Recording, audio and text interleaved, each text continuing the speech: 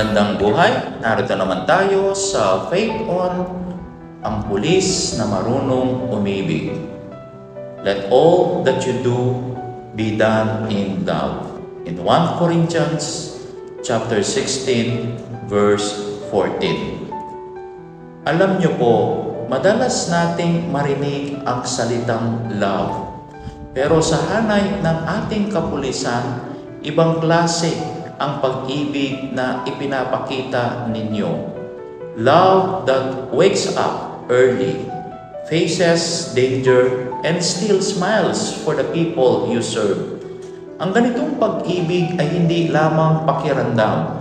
Ito ay okasyon, pag-ibig na nakaugat sa Diyos, na nagbibigay lakas upang maglingkod ng tapat at may malasakit. Kahit pagod, may layunin. Kahit tahimik, may dangal.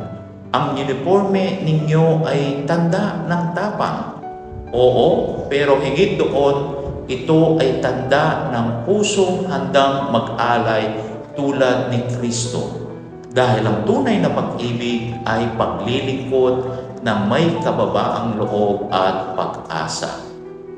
Sa panghuli, sama-sama po tayo manalangin. Sa ngalan ng Ama at ng Anak at ng Espiritu Santo. Amen.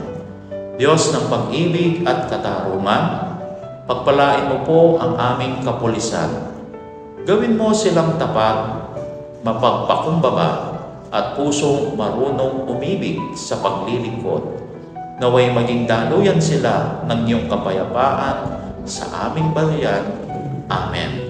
Sa ngalan ng Ama at ng Anak at ng Espiritu Santo. Amen.